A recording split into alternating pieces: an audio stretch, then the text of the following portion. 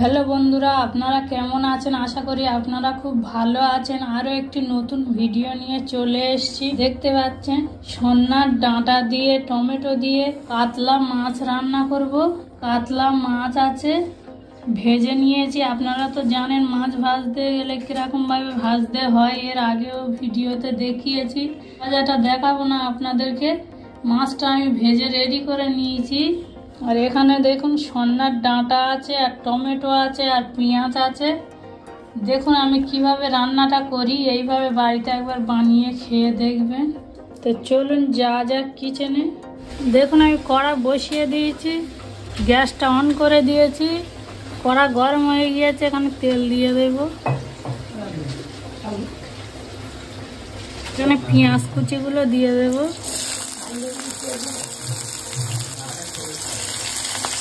ভালো করে নাড়িয়ে পেঁয়াজটা লাল করে নেব। এখানে এবার টমেটো কুচিগুলো দিয়ে দেব।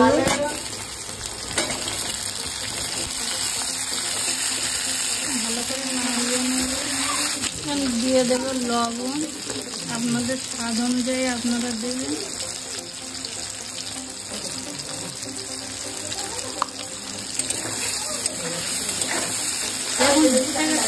ভালো করে নাড়াচাড়া করে নিয়েছি।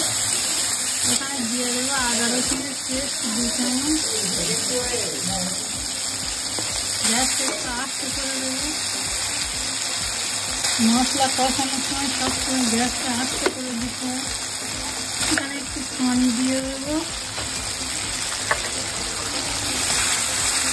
দিয়ে দেবো হলুদ গুঁড়ো, 1 চামচ হলুদ গুঁড়ো দিয়ে দেবো।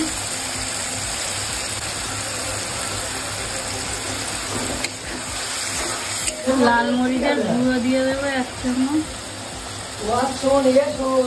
ভালো করে নাড়িয়ে নাড়িয়ে মশলাটা কষিয়ে নেব। গ্যাসটা এবার একটু জোরে দিয়ে দেবো, দিয়ে ভালো করে মশলাটা কষিয়ে নেব। মশলাটা কষানো হয়ে গিয়েছে, এখন সন্ন্যার ডাঁটাগুলো দিয়ে দেবো।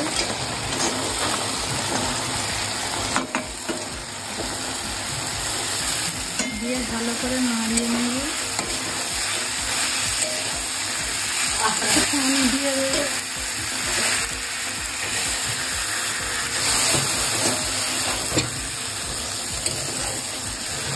এই পানিটা শুকিয়ে গেলে ডাঁটাটা সিদ্ধ হওয়ার মতো একটু পানি দিয়ে দেবো। পানিটা শুকিয়ে গেলে আপনাদেরকে দেখাচ্ছি। অল্প করে পানি দিয়ে দেবো।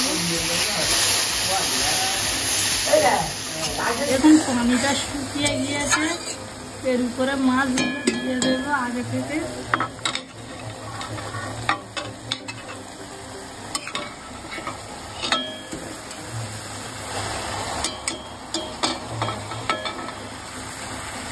দিয়ে দেবো এবার।